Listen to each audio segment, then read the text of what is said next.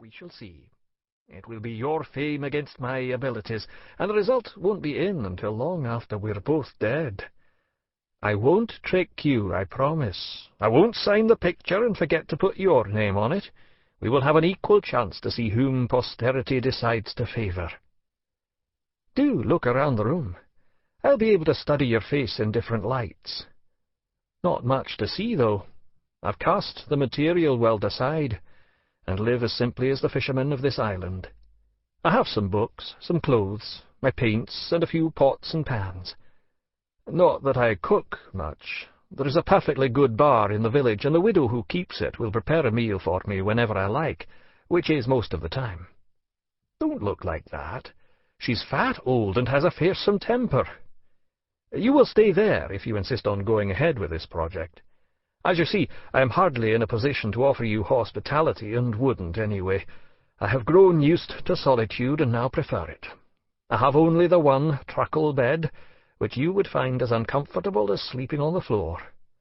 Madame Le Goron's accommodation will not be much better, but you will get a true taste of deep France to shock your delicate sensibilities. This is not Paris, nor Deauville, nor yet Pau, I warn you.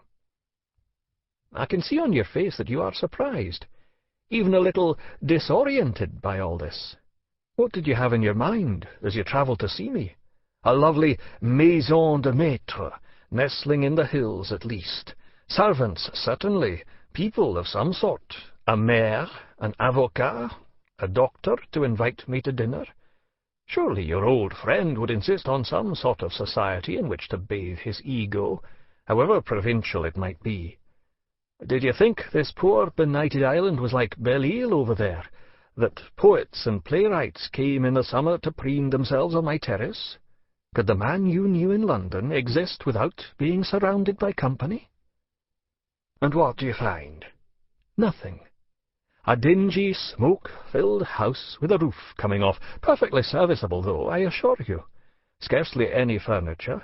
A painter dressed in rags, looking hardly better than a tramp, living like some hermit on a wind-swept, bare island inhabited only by a few hundred Breton fishermen and their families. I mean, how extreme! You're right, of course. But what would be pretentious in Chelsea is perfectly acceptable here. What difference would it make how I dressed? No one ever sees me, except when I beg passage to go to Quiberon, and then I dress as fine as any country lawyer. I trim my beard, which you must admit is very fine, and distracts attention from the ever-thinner hair on my head. And I struggle into my old suit with much wheezing. I have put on weight in the past few years, as you see, and my clothes fit only with a protest. Still, I am elegant in comparison to most people in these parts, and with a straw hat on my head at its old jaunty angle, and with the walking stick that you gave me as a present, I believe I still cut a grand enough figure. I may be eccentric, but I do not want a reputation for such. It is the one way of attracting attention which I have always disdained. I need only one bed, one chair, one table. So that is all I have. The walls are bare. Look out of the window and you have a finer sight than any painter has ever placed on a piece of canvas, and constantly changing as well. The intensity and variety of the sea is extraordinary. There is no chance of ever getting bored with it, and I find even the greatest painting wearies me sooner or later. As for my own works, I know perfectly well what they look like, each and every one. I don't need to hang them up and look at them, and don't need anyone else to look either. Stop. Don't move. That will do. I want you to be comfortable, as I intend to keep you here for some time. I am out of practice, remember, and creaking bones go slower than well-exercised ones. I have mainly spent my time painting landscapes, and hills neither move nor talk back to you. Nor do they try to sneak into an elegant posture, or have a supercilious look on their faces. Remove both, if you please. I intend to paint you with grandeur, not as some simpering aesthete. A smirk is of its time, solemnity is for eternity. Let me explain my thinking. What I have decided to do, and am not interested in your opinion on the matter, is a portrait in which a variation in light will show up different aspects of your character. Think of Monet. No, I haven't changed my mind. I still think he was not a good painter, but undoubtedly a great one, and as you know, I have never minded leaning on the great. So I'll need you morning, afternoon, and evening, depending on where I am in my work. For an ordinary portrait, one glance is enough. For most sitters, it is more than enough. A man of complexity requires more, and a poor painter like me needs all the help he can get. Perhaps Titian could communicate all levels at once, but he was a genius, and I, as you once pointed out, am not. A hurtful comment, you know, until I recognized its truth. I discovered early on that I could always forgive you anything, as long as you told the truth. Then I learnt how to use that knowledge and bend my skills to my limitations, and exceed both. Intelligence and craft sometimes can be an effective substitute for native ability. I intend to cheat, mind you. My account of you is partly finished already. You remember, no doubt, the portrait I began in Hampshire in 1906. I brought it with me. My departure was not as sudden as it seemed. I gave myself more than enough time to pack and take with me the things I considered important.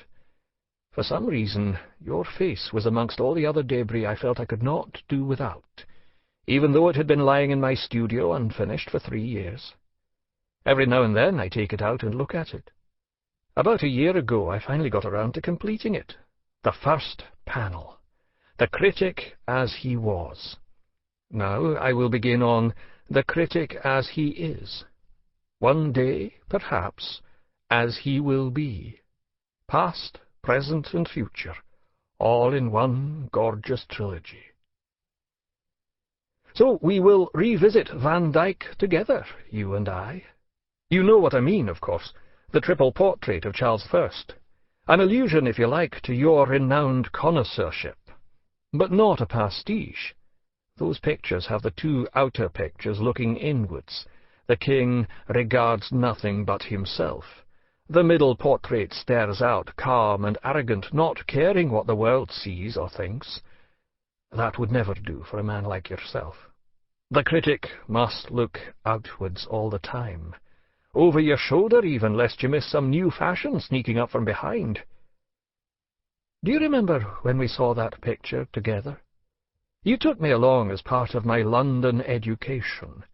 I was in awe of you, even though I was already, in my fumbling way, a better painter than you could ever dream of becoming. But you had vast knowledge, and a boundless self-confidence, and I wanted that from you, wanted to see how you did it. So I watched. You taught, and my dependency grew still greater. I didn't realize then that it was not something that could be mimicked. That assurance had deep roots that I could never grow for myself. That ability of yours never to doubt, never to hesitate about the correctness of your opinions was part of your character, not mine. Not mere arrogance either. You had the right to your confidence, just as those colonial governors and members of Parliament have a right to their authority. You had spent years studying these pictures, while I merely had worked at painting some myself. Immersed yourself in everything from Vasari to Morelli, while I was labouring away in a Glasgow drawing shop, travelled Europe from Hamburg to Naples before I had even left Scotland. And I thought I could have all that, merely by being around you for a few months. You never told me it was impossible. You never warned me and said, "I went to Winchester and Cambridge. I have known artists and writers, lords and ladies all my life. I know Italy and France as well as I know my own country. You are a poor Scottish boy of no education and no connections, who has seen nothing but what I have shown you. We see and understand things differently and always will. Find your own way, or you will only ever be ridiculous." Had you said that, I would not have believed you, at least not then. But it would have been the truth. You would have done your duty. What is that you have so furtively popped into your mouth? A pill? Medicine? Are you ill? Let me see what you have in that bag. Goodness, even your maladies are fashionable. A weakness in the heart, I suppose.